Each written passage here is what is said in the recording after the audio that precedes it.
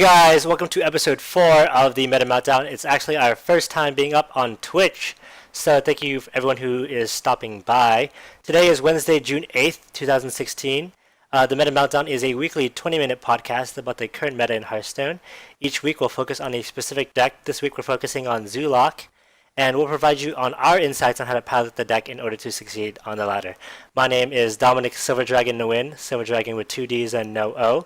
And of course, I have here my lovely host, co-host, Nate Wolter, aka Natediggity. How's it going, buddy? I'm lovely. Thanks for asking. How you doing? Lovely. Yeah, doing really well. Finally. We'll talk about that in our personal news, but let's just go through the breakdown for this week's episode.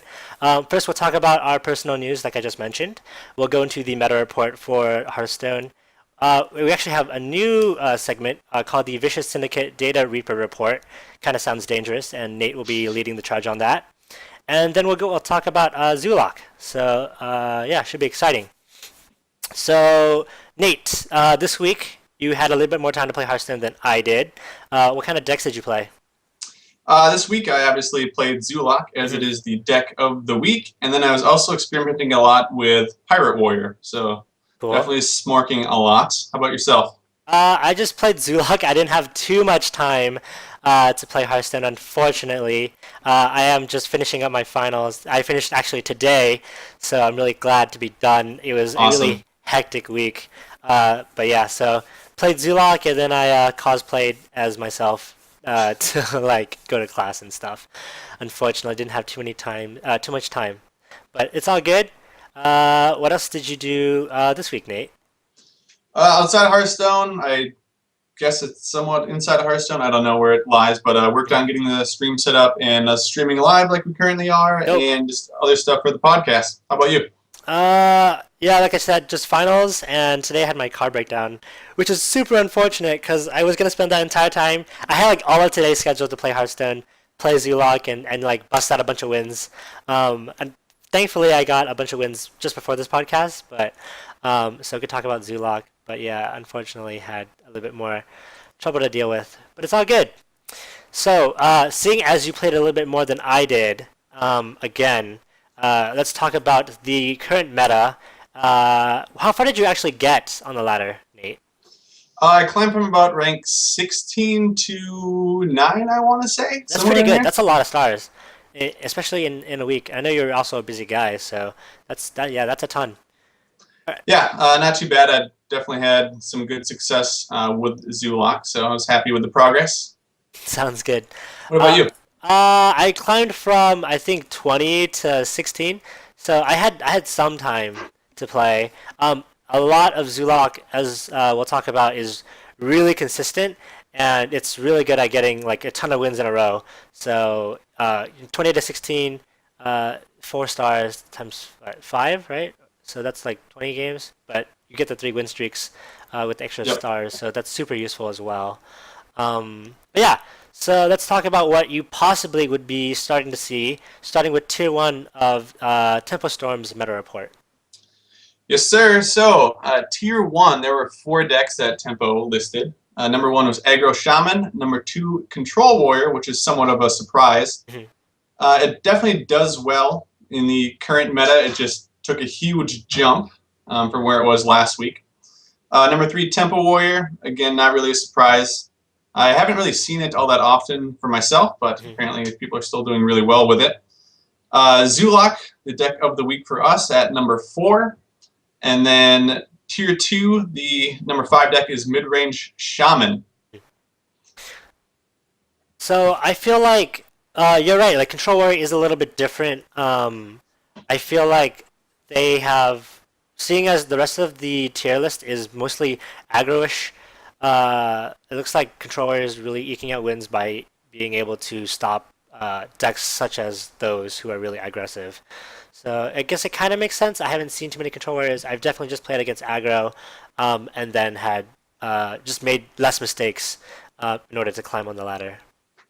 Yeah, it makes me sad that Control Warrior is at number 2, because I think a lot of people do view this meta report, and if they see that it looks like it's doing well on the meta report, they're going to start playing Control Warrior, and it's so annoying to play against. Yeah, no. It's true. slow games where they just armor up and pass, or they'll get to turn 5 and you have a full board and they'll just brawl, Yeah, and your whole board's gone. So unfortunate. fun times.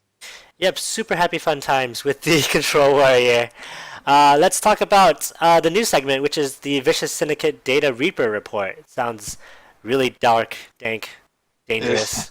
Sure does. All these Ds, data. Yeah, so this actually just came out today. It's their 4th report that they've done. So basically what they do is collect data from people who send it into them, and this week they got about 7,500 games logged, and That's then a they ton. just That's analyze so the many. data. Yeah, it's a crazy amount. So it's basically like a pretty accurate meta report of what we've been seeing here Oh, of the okay. overall games. I see. So the current deck for this week that was played the most is Zoo at 12%, and then mid-range Shaman at 11.1, or excuse me, mid-range Hunter at 11.8, and then mid-range Shaman at 11.1.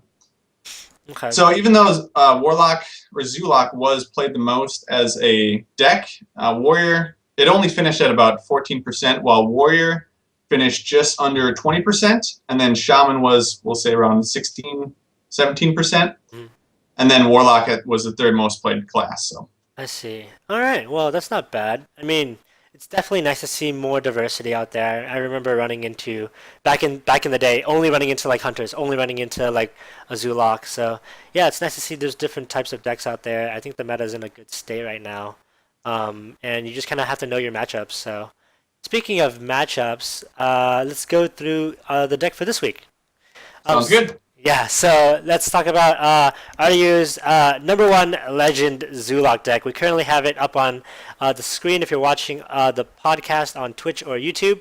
To our left, it's got 2 Forbidden Rituals, 2 Power Overwhelmings, 1 Soulfire, 2 Abusive Sergeants, 1 Argent Squire, 2 Flame Imps, 2 Possessed Villagers, 2 Voidwalkers, 2 Dark Peddlers, 2 Direwolf Alpha, 2 Knife Jugglers, 2 Darkshire Councilmen, 2 Imp King Boss, 1 Dark Iron Dwarf, 2 Defender of Argus, 1 Gormok the Impaler, 1 Leroy Jenkins, and 1 Sea Giant.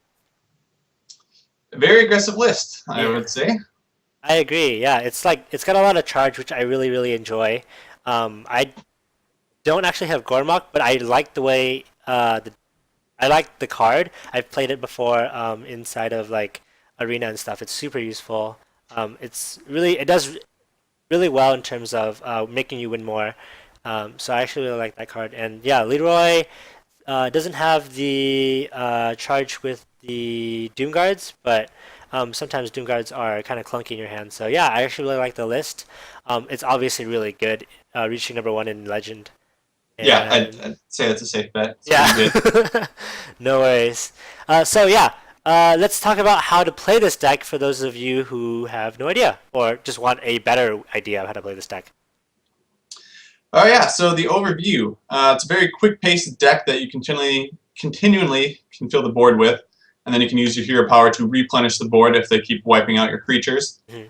Typically, you're looking to make value trades as best as possible, and then you can secure the board and just swarm your opponent, and then just repeatedly punch him in the face till he dies. Done. That's Sounds pretty good. fun.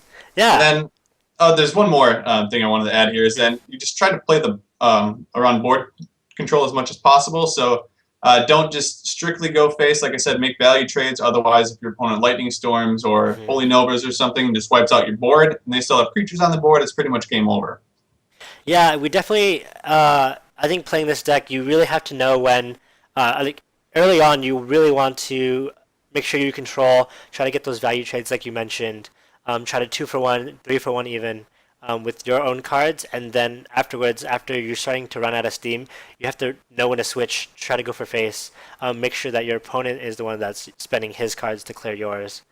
And yeah, and then you do very well with the deck with that general overview. Let's talk about win ratios. So this time around, I didn't actually get to play very much. I did go 3-1. The one loss was to a control priest, which got really, really good cards. Just before we started the Meltdown podcast, but everything else was pretty simple. I just played on curve. The deck runs really, really well. It's pretty easy. It highlights cards you should play because you play on curve, and Yeah, that's pretty much it. What about you, Nate? Yeah, I did pretty well with it. Not as well as I'd like to. I went 16-9 overall at Mhm. 64% win rate.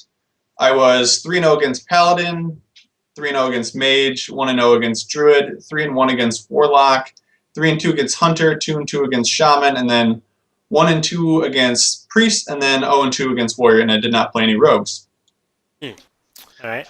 So not bad. 64% is pretty good, but I was, from 16-9, so I didn't have the fiercest competition, Yeah. but True. still pretty True. happy with it. Yeah. I mean, as long as you're climbing, I'm pretty happy with the deck, I think. So, yep. Let's talk about matchups. So, ZooLock is really, really good against um, the current Tempo Mage, Shamans, Aggressive and Midrange, Miracle Rogue, and Ramp Druids. What is it bad against, Nate?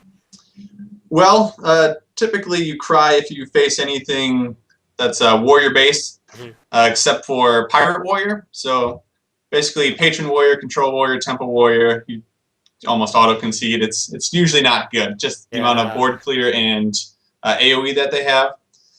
Freeze mage is typically a bad matchup, especially with this archetype that RDU ran. Mhm. So say, for example, they drop a Doomsayer.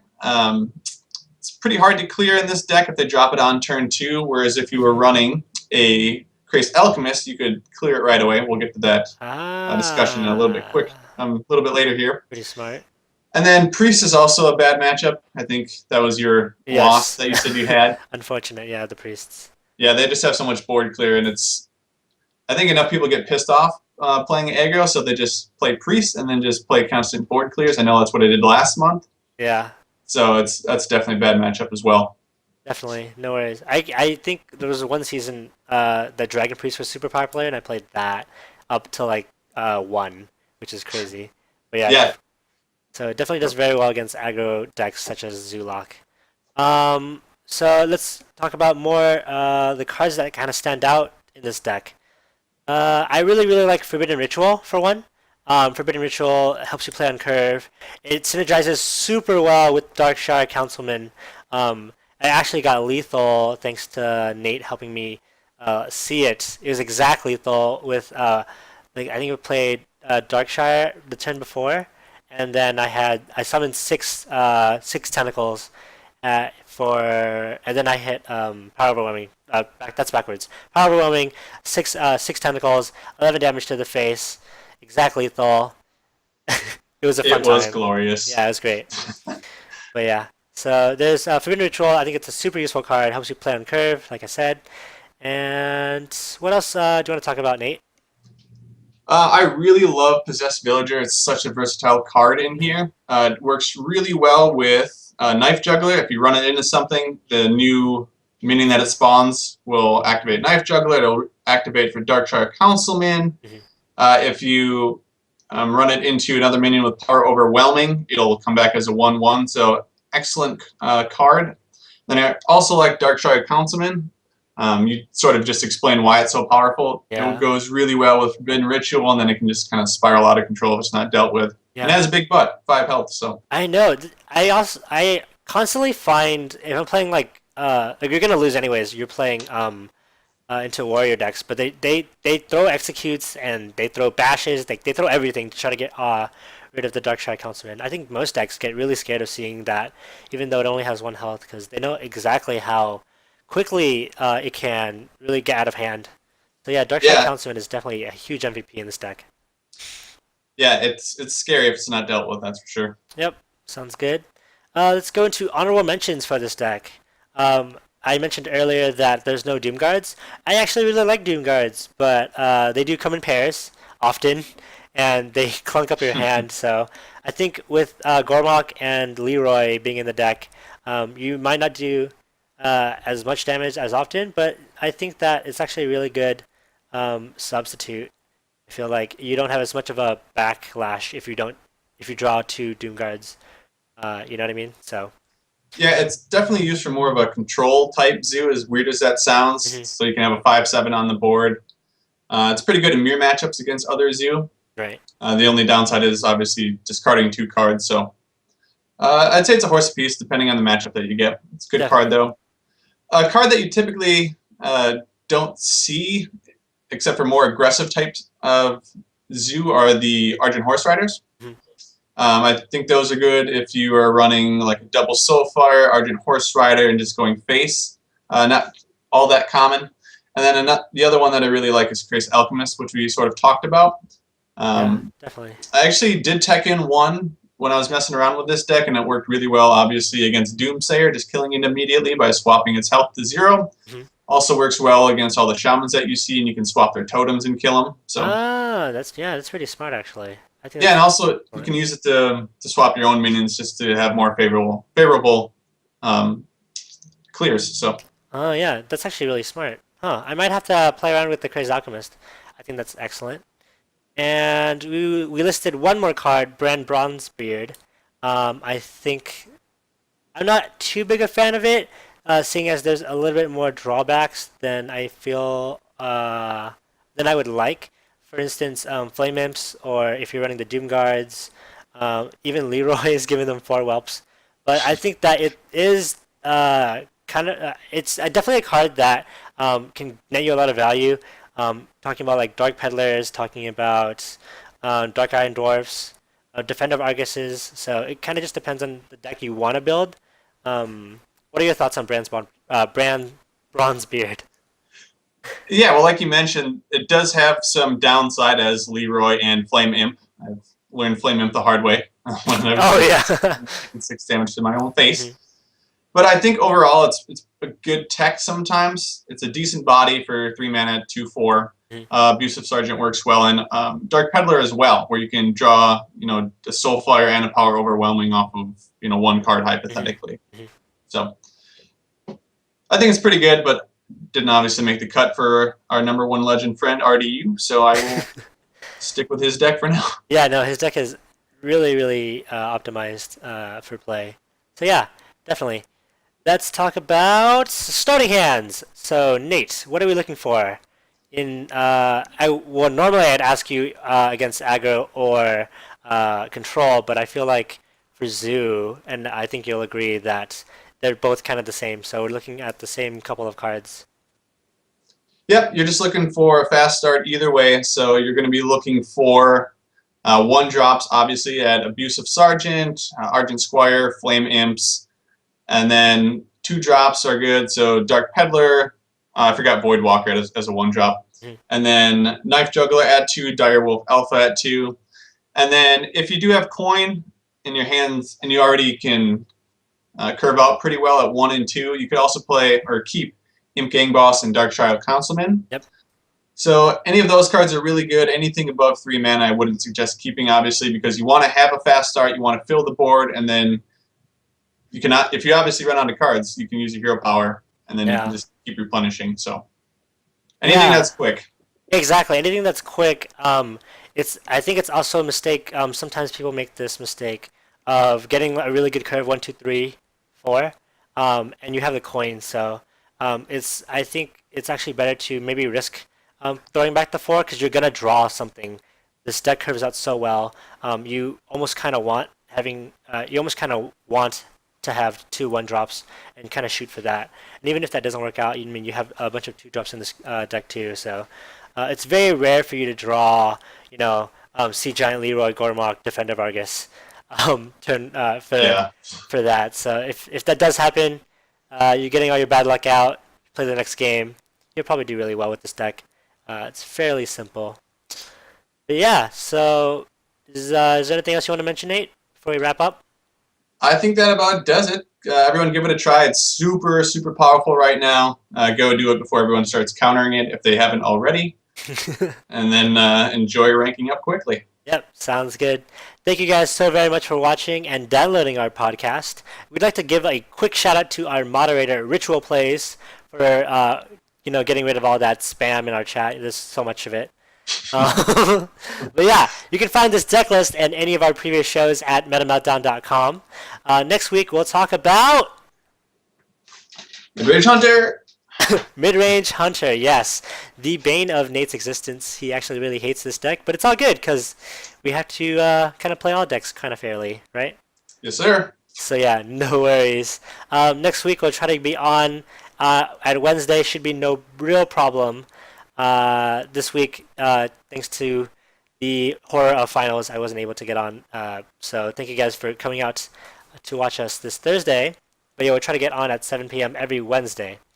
If you want to find us, you can find us at metameltdown.com. That's our website. At the Meta Meltdown is our Twitter. Meta Meltdown is our YouTube. And metameltdownpodcast@gmail.com is our email if you have any questions, comments, concerns. Oh, hi, it's Anxiety Gamers. Just, by the way, shout out to them for stopping by in our Twitch chat. They're really cool. But yeah, tune in next week. And any last words, Nate? 7 p.m. Pacific time. Pacific time, that's true. We do have a couple people who are out in Utah watching us, and I always seem to forget that they're in a different time zone. But no worries, guys. Thank you for watching, and we'll see you next week.